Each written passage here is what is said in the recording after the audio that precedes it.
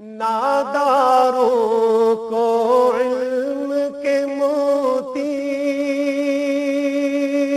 آقا نے انمول دیے۔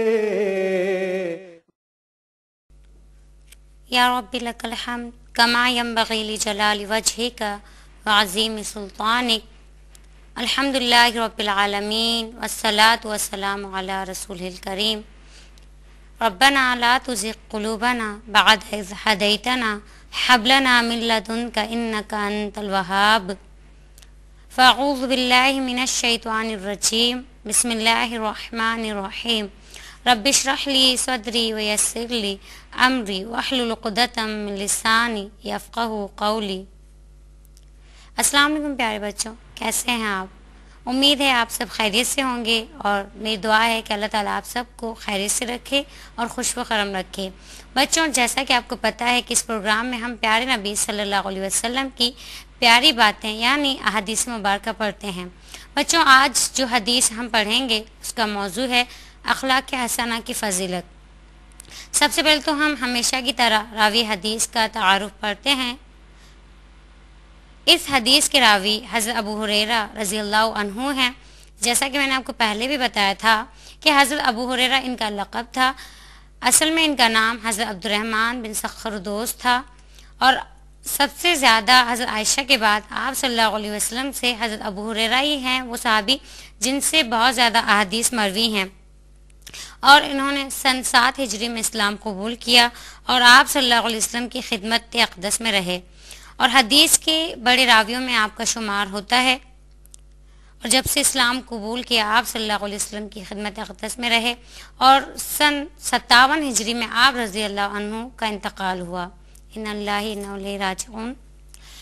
اب ہم حدیث پڑھتے ہیں۔ صلی اللہ علیہ وسلم، صلی اللہ علیہ وسلم۔ عن ابی ہریرہ رضی اللہ عنہ قال قال رسول اللہ صلی اللہ علیہ وآلہ وسلم ان الرجل لیدرک بحسن خلقہ قائم اللیل وصائم النہار۔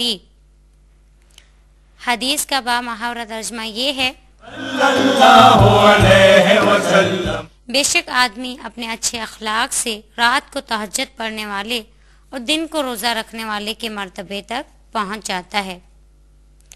اب ہم ہمیشہ کی طرح اس حدیث کے الفاظ معنی پڑھتے ہیں۔ آپ دیکھیے، ان بے شک، الرجل آدمی، لیدرکا پہنچ جاتا ہے، بحسن خلقہ اپنے اچھے اخلاق سے، قائم اللیل رات کو تہجد پڑھنے والے، وصائم النہار اور دن کو روزہ رکھنے والے۔ یعنی جس شخص کا اخلاق اچھا ہے، بہترین ہے، وہ شخص قیام اللیل کرنے والے کے مرتبے تک پہنچ جاتا ہے، اور یہی نہیں بلکہ جو شخص مستقل روزے رکھتا ہے دن میں اس کے مرتبے تک پہنچ جاتا ہے، یعنی ان سے بھی زیادہ۔ اب ہم اس حدیث کی تشریح یعنی شرح حدیث پڑھتے ہیں۔ صلی اللہ علیہ وسلم۔ اس مبارک حدیث میں آپ صلی اللہ علیہ وسلم نے اخلاق حسنہ کی فضیلت بتائی ہے، اور در حقیقت جب ہم آپ صلی اللہ علیہ وسلم کی زندگی کو عملی طور پر دیکھتے ہیں تب بھی ہمیں پتہ چلتا ہے کہ آپ صلی اللہ علیہ وسلم اخلاق کے اعلیٰ پر فائز ہیں، اور آپ صلی اللہ علیہ وسلم کے بہترین اخلاق کی ہی وجہ سے صحابہ کرام ان سے محبت کرتے تھے۔ اور یہ بات ہم سب جانتے ہیں کہ نبی کریم صلی اللہ علیہ وسلم کے جو اخلاق مبارکہ تھے، اس کی وجہ سے صحابہ کرام اور لوگ ان سے بے انتہا متاثر تھے۔ جیسا کہ ہمیں پتہ ہے کہ صحابہ کرام رضی اللہ عنہم آپ صلی اللہ علیہ وسلم سے اتنی محبت کرتے تھے کہ وہ یہ نہیں چاہتے تھے کہ آپ صلی اللہ علیہ وسلم کو خراش تک آئے، یا آپ صلی اللہ علیہ وسلم کو ذرا برابر بھی تکلیف پہنچے۔ وہ نہایت ہی آپ صلی اللہ علیہ وسلم سے بے انتہا محبت کرتے تھے، آپ صلی اللہ علیہ وسلم پر جان چھڑکتے تھے۔ یہ کیوں تھا سب؟ اس لیے کہ آپ صلی اللہ علیہ وسلم کا اخلاق بہت اعلیٰ تھا۔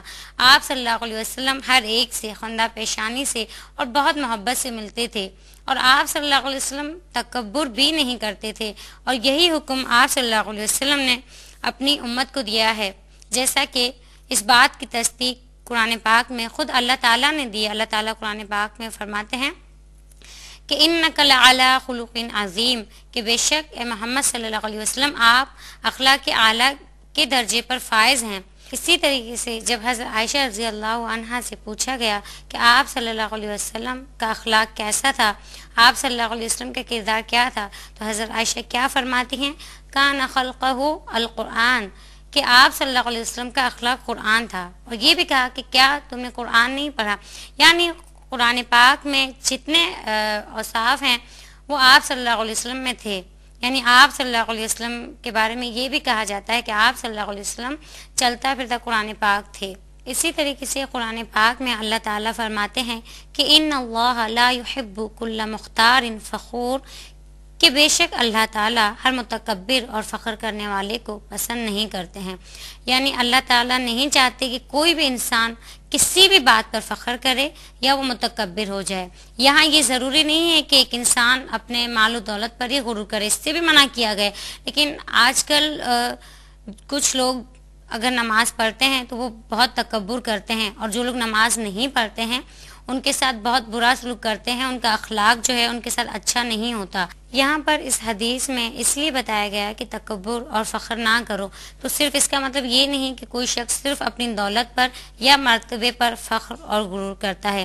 یہاں پر یہ بات بھی سوچنی چاہیے کہ جیسا آج کل ہوتا ہے کہ اگر کوئی شخص نماز پڑھنا شروع کرتا ہے تو اگر کوئی نماز نہیں پڑھتا ہے تو پھر اس پر طنز کیا جاتا ہے یا اس کے ساتھ اچھے طریقے سے نہیں پیش آیا جاتا.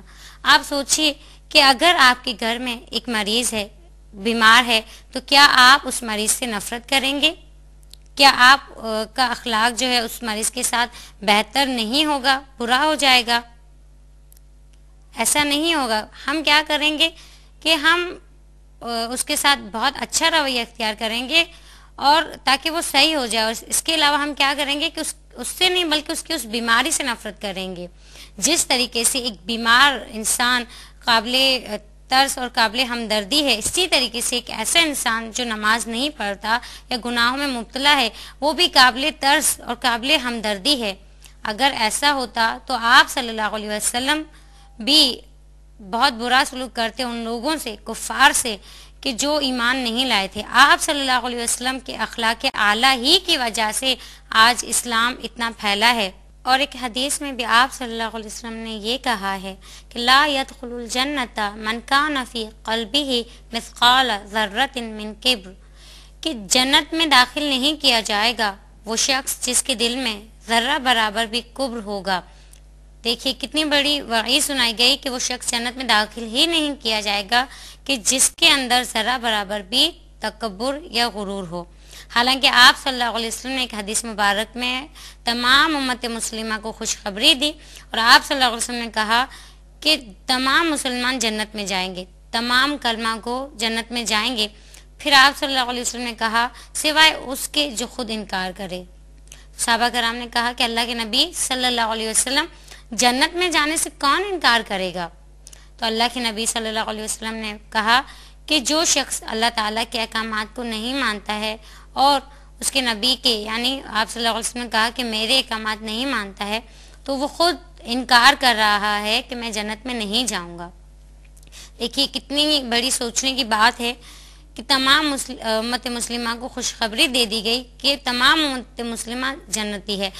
اچھا اس سے ایک یہ بھی بات، جیسا کہ میں ابھی آپ سے کہہ رہی تھی کہ کسی کے اوپر طنز نہیں کرنا چاہیے. اگر ہم نیک عمل کرتے ہیں تو اپنے لیے کرتے ہیں، اور ہاں اگر ہم یہ چاہتے ہیں کہ اگر ہمارے دل میں واقعی خلوص ہے، اللہ تعالیٰ کی محبت ہے اور ہم اس کی محبت کے حوالے سے یہ چاہتے ہیں کہ تمام انسان نیک عمل کرنا شروع کر دیں، تو ہمیں کیا چاہیے کہ اپنے اخلاق سے، اپنے بہترین اخلاق سے آپ صلی اللہ علیہ وسلم کو فالو کرتے ہوئے ہم ان تمام لوگوں کے ساتھ اچھا سلوک کریں، تاکہ وہ لوگ ہمارے کردار کو دیکھ کر ہی ایمان کی طرف، نیکی کی طرف آ جائیں، ایمان والے بن جائیں. جیسا کہ آپ صلی اللہ علیہ وسلم کا کردار مبارک کیا تھا کہ صحابہ کرام آپ صلی اللہ علیہ وسلم کی خاطر اپنی گردنیں تک کٹوانے کے لیے تیار تھے. یہ سب کیوں تھا؟ یہ اس لیے تھا کہ آپ صلی اللہ علیہ وسلم کا اخلاق نہایت اعلیٰ تھا. جیسا قرآن پاک میں بھی اللہ تعالیٰ نے کہا ہے کہ انک لعلی خلق عظیم. ظاہری بات ہے جس بات کی گواہی اللہ تعالیٰ دے رہے ہیں تو وہ بات کتنی پرفیکٹ ہوگی. اور پھر ہمیں آپ صلی اللہ علیہ وسلم کو اسوہ حسنہ بنانے کا حکم دیا گیا کہ آپ صلی اللہ علیہ وسلم کو فالو کرتے ہوئے ہمیں بھی آپ صلی اللہ علیہ وسلم ہی کی طرح اپنا اخلاق بہترین بنانا ہے، لوگوں کے ساتھ اچھا برتاؤ کرنا ہے۔ یہی بات کہ اگر ہم چاہتے ہیں کہ اور لوگ بھی ایمان لے کر آئیں تو ہمیں سب سے پہلے اپنے آپ کو دیکھنا ہوگا، اپنا اخلاق بہترین بنانا ہوگا۔ آپ صلی اللہ علیہ وسلم کا طریقہ بھی یہی تھا، کیونکہ آپ صلی اللہ علیہ وسلم کی وجہ سے آج ہمارے لیے اتنی مشکل نہیں ہے، لیکن آپ صلی اللہ علیہ وسلم نے تو کفار کے سامنے دین پیش کیا تھا۔ انہوں نے آپ صلی اللہ علیہ وسلم کی کتنی مخالفت کی، کتنا آپ صلی اللہ علیہ وسلم کو ستایا، لیکن بالآخر آپ صلی اللہ علیہ وسلم کے اخلاق اعلیٰ کی وجہ سے وہ ایمان لے کر آئے، اور آج یہی وجہ ہے کہ پوری دنیا میں مسلمان پھیلے ہوئے ہیں تو آپ صلی اللہ علیہ وسلم ہی کی وجہ سے۔ اور دوسری بات، وہی بات کہ اگر ہم چاہتے ہیں کسی کے سامنے دین کو پیش کرنا، کیونکہ اللہ تعالیٰ بھی یہی چاہتے ہیں، اللہ تعالیٰ نے قرآن پاک میں کہا ہے کہ تم لوگوں کو نیکی کی ترغیب دو، لیکن آج ہمارا معیار جو ہے وہ ایسا ہو گیا ہے کہ نیکی کی ترغیب دینے کا طریقہ جو ہے ہم آپ صلی اللہ علیہ وسلم کی ذات مبارکہ سے نہیں لیتے ہیں۔ اصل میں جیسا کہ آپ صلی اللہ علیہ وسلم نے ایک حدیث میں یہ کہا ہے کہ مومن کے لیے آئینہ ہے۔ اس کا کیا مطلب ہے کہ تم اپنا کردار اتنا بہترین بناؤ کہ سامنے والا تمہیں دیکھ کر ہی ایمان لے آئے۔ یعنی دیکھیے، جب ہم آئینہ دیکھتے ہیں تو آئینہ کبھی شور نہیں مچاتا کہ ہمارے اندر یہ برائی ہے، بلکہ وہ چپ چاپ خاموشی سے ہمیں ہمارے سارے عیب جو ہے وہ دکھا دیتا ہے۔ اسی طریقے سے ایک مومن کو یہ چاہیے کہ وہ اپنے اعمال اتنے بہترین بنائے آپ صلی اللہ علیہ وسلم کے کردار کے مطابق، تو یقیناً آپ دیکھیں گے کہ سامنے والا جو ہے وہ خود ایمان لے کر آئے گا۔ اس لیے کہا گیا کہ ہر مسلمان دوسرے مسلمان کے لیے آئینہ ہے۔ اور جیسا کہ آپ صلی اللہ علیہ وسلم نے ایک حدیث میں خود پسندی سے بھی منع کیا ہے، آپ صلی اللہ علیہ وسلم نے فرمایا کہ وَمَا تَوَاضَعَ أَحَدٌ لِلَّهِ إِلَّا رَفَعَهُ اللَّهُ، اور جو کوئی اللہ تعالیٰ کے لیے تواضع اختیار کرتا ہے اللہ تعالیٰ اسے بلندی عطا کرتے ہیں۔ یعنی دیکھیے، اگر ہم اللہ تعالیٰ کے لیے کسی سے اچھے طریقے سے ملتے ہیں، بہت اچھے طریقے سے پیش آتے ہیں بہترین اخلاق کے ساتھ، تو پھر کیا اس کی کنڈیشن بتا دی کہ اللہ رفعہ اللہ، تو اللہ تعالیٰ پھر اسے بلندی عطا کرتے ہیں۔ کہ یہ بلندی کا اور جو کمی کا جو معیار ہے نیچے کا، وہ ہم مقرر نہیں کر سکتے ہیں، یہ اللہ تعالیٰ مقرر کریں گے۔ اور کنڈیشن کیا ہے کہ جو شخص بڑائی کرتا ہے، کبر کرتا ہے اور لوگوں کو کمتر سمجھتا ہے، بالآخر کیا ہوتا ہے کہ دنیا کے اندر ہی اسے دکھا دیا جاتا ہے، آخر میں تو وہ ذلیل و رسوا ہوگا دنیا کے اندر بھی۔ پھر ایک وقت ایسا آتا ہے کہ اس سے کوئی پوچھنے والا نہیں ہوتا ہے۔ ساری باتیں، جس شخص کا اخلاق اچھا نہیں ہوگا اس کے پاس کوئی نہیں آئے گا۔ اسی لیے آپ صلی اللہ علیہ وسلم نے ہمیں اپنی زبانوں کا خیال رکھنے کا حکم دیا کہ تم بات کرتے ہوئے سوچو، اور یہی بات اگر ہم سوچیں کہ میں جو اپنی زبان سے باتیں بول رہا ہوں یا جو بات میں کہہ رہا ہوں اس کو اللہ تعالیٰ سن رہے ہیں اور وہ بات لکھی جا رہی ہے، اور یقیناً ایسا ہے کہ ہم اپنی زبان سے جو کچھ کہتے ہیں وہ لکھا جاتا ہے۔ ہمارے اعمال لکھنے والے جو فرشتے ہیں وہ لکھتے ہیں جو کچھ ہم اپنی زبان سے کہتے ہیں۔ اگر ہم یہ بات سوچ لیں گے تو یقیناً ہمارے بہت سارے اعمال بہترین ہو جائیں گے اور ہمارا اخلاق بھی اچھا ہو جائے گا۔ اگر ہم یہ سوچیں گے کہ میں جو کچھ بول رہا ہوں وہ اللہ تعالیٰ سن رہے ہیں اور وہ اس کو لکھا جا رہا ہے، اس لیے ہمیں ہر ایک سے اچھے طریقے سے بات کرنی چاہیے اور اچھے طریقے سے پیش آنا چاہیے، جیسے کہ اللہ تعالیٰ نے معیار مقرر کیا ہے کہ جو کوئی اللہ تعالیٰ کے لیے جھکتا ہے، تواضع اختیار کرتا ہے، تو اللہ تعالیٰ پھر اس کو بلند درجہ عطا کرتے ہیں۔ اور دیکھیے، درجات کا مسئلہ تو رب العالمین کے ہاتھ میں ہی ہے، ہمارے ہاتھ میں نہیں ہے، بلکہ ہمیں تو یہ دعا کرنی چاہیے کہ قرآن پاک میں جیسا کہ اللہ تعالیٰ نے یہ دعا ہمیں سکھائی ہے، وَمَا تَوْفِيقِي إِلَّا بِاللَّهِ عَلَيْهِ تَوَكَّلْتُ وَإِلَيْهِ أُنِيبُ، کہ مجھ میں اتنی توفیق نہیں ہے، یعنی نیکی کرنے کی مجھ میں اتنی استطاعت نہیں ہے، الا باللہ، سوائے اللہ تعالیٰ کی کہ اللہ تعالیٰ مجھے طاقت عطا کریں، علیہ توکلت، میں نے اسی پر توکل کیا، وَإِلَيْكَ الْأُنِيبُ، اور مجھے اسی کی طرف لوٹنا ہے۔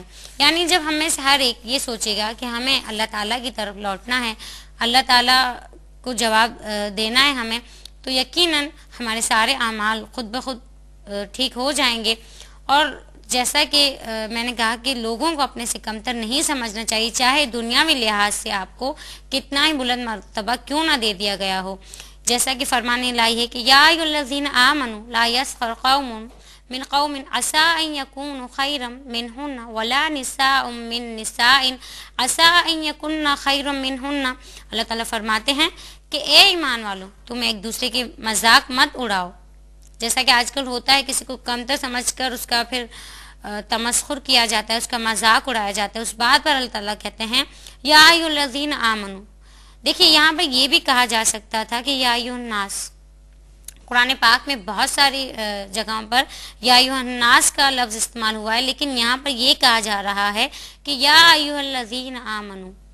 اللہ تعالیٰ یہاں کفار سے مخاطب نہیں ہیں بلکہ مسلمانوں سے مخاطب ہیں، اور یہ کہہ رہے ہیں کہ اگر تم، یعنی اس کا مطلب یہ کہ اگر تم اپنے آپ کو ایمان والا کہتے ہو، اپنے آپ کو مسلمان کہتے ہو، تو پھر تم میں سے کوئی کسی کا مذاق نہ اڑائے، کسی کا تمسخر نہ کرے۔ پھر آگے کیا کہا، کتنی بہترین بات اللہ پاک نے کہی، شاید کہ وہ تم سے بہتر ہو۔ اور اس کے بعد یہ بھی کہا گیا اور نہ عورتیں ایک دوسرے کا مذاق اڑائیں، شاید کہ وہ ان سے بہتر ہوں۔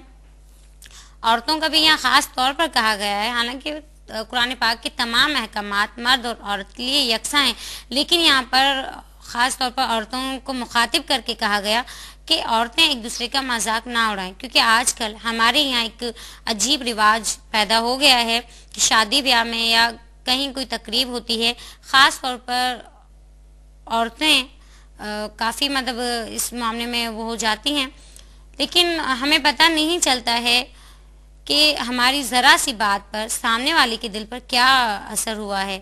اور دیکھیے دل تو جیسے کہ ایک مطلب مشہور مقولہ بھی ہے کہ دل میں تو اللہ تعالیٰ رہتے ہیں، اور اگر ہم کسی کا دل توڑتے ہیں تو اس کا مطلب کیا ہے کہ ہم اللہ پاک کا گھر توڑ رہے ہیں۔ مطلب یہ مقولہ تو اس لیے کہ ہمیں کسی کا دل نہیں دکھانا چاہیے اور نہ کسی کا مذاق اڑانا چاہیے۔ اور اس کے بعد یہ کہا گیا کہ وَلَا تَلْمِزُوا أَنفُسَكُمْ، اور نہ تم ایک دوسرے پر عیب لگاؤ۔ خاص طور پر عیب لگانے سے منع کیا گیا، کیونکہ بعض لوگوں کی عادت ہوتی ہے کہ کچھ لوگوں میں اگر اللہ نہ کرے کوئی عیب ہو، حالانکہ عیب تو ہوتا نہیں ہے، لیکن بعض لوگوں کی عادت ہوتی ہے کہ پھر اس کو اسی نام سے چھیڑنے لگتے ہیں کہ تمہارے اندر یہ ہے، تمہارے اندر یہ، اور اس بات کو پھر پھیلاتے بھی ہیں۔ تو اللہ پاک نے اس سے منع کیا، کہا کہ وَلَا تَلْمِزُوا أَنفُسَكُمْ، اور ایک آیت میں تو یہ بھی کہا کہ بِئْسَ الِاسْمُ الْفُسُوقُ بَعْدَ الْإِيمَانِ، یعنی کہ ایمان کے بعد برا نام جو ہے فسق ہے، یعنی اگر تم ایمان لے کر آئے ہو تو اپنے کسی مسلمان بھائی پر عیب نہ لگاؤ اور اس کو برے نام سے نہ پکارو۔ کہا گیا کہ تمام مسلمانوں کو اب اچھے ناموں سے پکاریے۔ دیکھیے اگر آج ہمیں کوئی اگر ہمارا عیب گردانے گا تو کیا وہ ہمیں اچھا لگے گا؟ نہیں، بلکہ ہم دل بھی وہ ہوگا ہمارا، اور دوسری بات کہ اس کے بارے میں بغض پیدا ہو جائے گا۔ اسی لیے اللہ تعالیٰ چاہتے ہیں کہ تمام مسلمان آپس میں بہترین طریقے سے رہیں، ان کا اخلاق بہترین ہو، وہ نہ مرد نہ عورتیں ایک دوسرے کا مذاق نہ اڑائیں، نہ وہ ایک دوسرے پر عیب لگائیں کہ تمہارے اندر یہ خامی، تمہارے اندر۔ آپ سوچئے کہ تمام انسان کو کس نے پیدا کیا ہے؟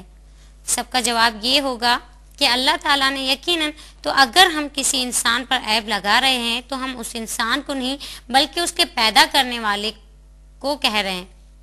دیکھیے اگر ہم اپنے ہاتھوں سے کوئی چیز بناتے ہیں یا کوئی کام کرتے ہیں اور اس کو اگر کوئی کہتا ہے کہ یہ صحیح نہیں ہے، اگر اس کو ریجیکٹ کر دیا جاتا ہے تو پھر کیا ہے، ہمارا دل دکھتا ہے کہ حالانکہ اگر صحیح نہ بھی ہو تو ہم یہی چاہتے ہیں کہ اس کو اچھا کہا جائے کیونکہ یہ میری چیز ہے۔ تو کیا اللہ تعالیٰ کو اس بات سے دکھ نہیں ہوگا کہ میرے بندے میری بنائی چیز میں عیب تلاش کر رہے ہیں؟ اور جیسا کہ اس سے پہلے بھی میں نے کہا تھا کہ اللہ تعالیٰ کہتے ہیں کہ میں نے تم میں قومیں اور قبائل اس لیے بنائے کہ لِتَعَارَفُوا، تم ایک دوسرے کو پہچانو۔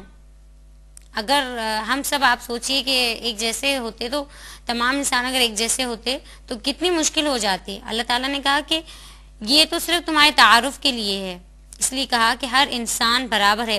دیکھیے اسلام سے پہلے یہ تصورات تھے، یعنی بڑائی کا اور نیچے کے یعنی جن کے پاس بہت مال و دولت ہے یا جن کی ذات جو ہے وہ بہت اعلیٰ نسل کے ہیں تو کہا جاتا ہے کہ یہ بہت اعلیٰ ہیں، اور جو اپنے سے اور لوگوں کو کمتر سمجھتے تھے، حالانکہ اللہ تعالیٰ کے نزدیک تو سب برابر ہیں، لیکن ایسا اسلام سے پہلے ایسا تھا. اور یہی نہیں بلکہ ظلم و زیادتی بھی کی جاتی تھی ان لوگوں پر کہ جن کو اللہ تعالیٰ نے دنیا میں لحاظ سے مال و دولت عطا نہیں کیا ہے یا کوئی مرتبہ عطا نہیں کیا ہے.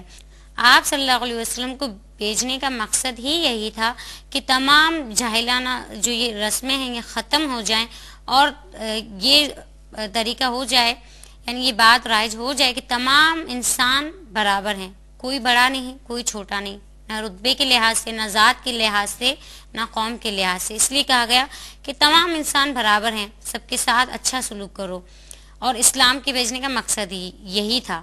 لیکن آج اگر ہم وہی باتیں کرنے لگیں گے جیسے کفار کرتے تھے تو کیا ہم مسلمان کہلائیں گے؟ کیا اسلام کے بھیجنے کا جو مقصد تھا وہ پورا ہو جائے گا؟ بالکل نہیں. تو ہم اپنے اخلاق جو ہیں، خاص طور پر مسلمانوں کو اس بات کی تلقین کی گئی ہے کہ تم اپنے اخلاق بہترین رکھو، اور ہر ایک کے ساتھ، یہی نہیں کہ ہم ایک مسلمان کے ساتھ اچھا سلوک کریں، ہمیں ہر ایک کے ساتھ چاہے وہ غیر مسلم ہی کیوں نہ ہو اس کے ساتھ ہمیں اچھا سلوک روا رکھنا ہے، جیسا کہ آپ صلی اللہ علیہ وسلم تمام لوگوں سے اچھا سلوک روا رکھتے تھے. اور جیسا کہ ایک آیت قرآن پاک کی جامع آیت ہے سورہ نحل کی آیت نمبر 19، اس کے متعلق انشاءاللہ ہم بات کریں گے، لیکن میں تھوڑی سی وضاحت کر دوں کہ جب یہ آیت نازل ہوئی اس وقت حضرت عثمان بن مظعون آپ صلی اللہ علیہ وسلم کے پاس بیٹھے ہوئے تھے، اور یہ یاد رکھیے کہ اس وقت وہ ایمان نہیں لائے تھے، لیکن آپ صلی اللہ علیہ وسلم کا اخلاق اتنا بلند تھا کہ آپ صلی اللہ علیہ وسلم تمام انسانوں سے، چاہے وہ کافر ہی کیوں نہ، دیکھیے وہ تو ایک نبی تھے، وہ ان سے بھی اچھا سلوک کرتے تھے، اور آپ صلی اللہ علیہ وسلم کے اخلاق اعلیٰ ہی کی وجہ سے وہ کفار جو ہیں ان کے دل میں اللہ تعالیٰ نے دین اسلام کی چاہت پیدا کر دی اور وہ اسلام لے کر آئے. اللہ تعالیٰ سے دعا ہے کہ اللہ تعالیٰ ہمارے اخلاق کو بھی بہترین کر دیں اور ہم بھی آپ صلی اللہ علیہ وسلم ہی کی طرح لوگوں سے اچھے اخلاق اور حسن خلق سے پیش آئیں. اب ہم اس حدیث کا راہ عمل پڑھتے ہیں، یعنی ہمیں اس حدیث سے کیا راہ عمل ملا، ہمیں کیا کرنا چاہیے. راہ عمل یہ ہے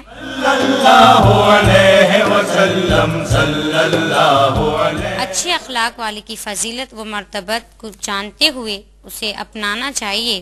نمبر 2، اچھے اخلاق والا رات کو تہجد پڑھنے والے اور دن کو روزہ رکھنے والے کے مرتبے تک پہنچ جاتا ہے. نمبر 3، اسلامی معاشرے کی بقا اخلاق حسنہ اپنانے میں ہے. نمبر 4، ہمیں حقوق العباد کو احسن طریقے سے ادا کرنا چاہیے. اور یہ بات یاد رکھنی چاہیے کہ اخلاق حسنہ کا جو مسئلہ ہے وہ حقوق العباد میں سے ہے، یعنی ہم اللہ تعالیٰ کے بندوں سے اچھے طریقے سے پیش آئیں، جیسا کہ آپ صلی اللہ علیہ وسلم نے اس حدیث میں نہایت بہترین بات کی ہے کہ بے شک آدمی اچھے اخلاق سے رات کو تہجد پڑھنے والے اور دن کو روزہ رکھنے والے کے مرتبے تک پہنچ جاتا ہے. اور آپ اس بات کو کمتر نہ جانیے گا کہ قیام اللیل کرنے والا جو ہے اس کے رتبے سے بھی اخلاق کے مرتبے پر جو فائز ہے وہ زیادہ ہو جاتا ہے. آپ سوچئے کہ قیام اللیل کرنے والا اللہ تعالیٰ کے کتنے نزدیک ہوتا ہے. اور آپ صلی اللہ علیہ وسلم نے ایک حدیث قدسی میں یہ بھی کہا ہے کہ قیام اللیل جو شخص کرتا ہے، یعنی رات کو جو شخص تہجد پڑھتا ہے، تو اللہ تعالیٰ اس کے بارے میں کہتے ہیں کہ میں چاہتا ہوں میں اس بندے کی تمام دعائیں قبول کر لوں، یعنی یہ بندہ مجھے بہت اچھا لگتا ہے. اسی طریقے سے دن کو جو شخص روزہ رکھتا ہے تو وہ بھی اللہ تعالیٰ کو بہت محبوب ہے، وہ شخص جس نے اپنی تمام خواہشات نفسیات اللہ تعالیٰ کی خاطر ختم کی ہیں. تو کتنی بڑی بات کہی گئی کہ یہ کرنے سے آپ اخلاق حسنہ یعنی کرنے سے آپ ان دونوں کے درجے تک پہنچ جائیں گے. اللہ تعالیٰ سے دعا ہے کہ اللہ تعالیٰ ہمیں اخلاق حسنہ پر عمل کرنے کی توفیق عطا فرمائے. جانے سے پہلے آپ ایک بار ہمارا ای میل ایڈریس دیکھ لیجئے، اسکرین پر جو ہمارا ای میل ایڈریس دیا جا رہا ہے اس پر آپ اپنا فیڈ بیک دیجئے گا. اس کے ساتھ ہی مجھے اجازت دیجیے. اللہ حافظ. السلام علیکم ورحمۃ اللہ وبرکاتہ. اس پروگرام کی سی ڈیز اور ڈی وی ڈیز کے لیے درج ذیل پتے پر اپنے آرڈرز بذریعہ خط یا ای میل بک کرائیں. In charge QTV D120 site Karachi Pakistan. Email address qcampus@arydigital.tv. ناداروں کو علم کے موتی آقا نے انمول دیے. اللہ اللہ اللہ اللہ اللہ جمیل ویحب الجمال. اللہ خوبصورت ہے اور خوبصورتی کو پسند فرماتا ہے.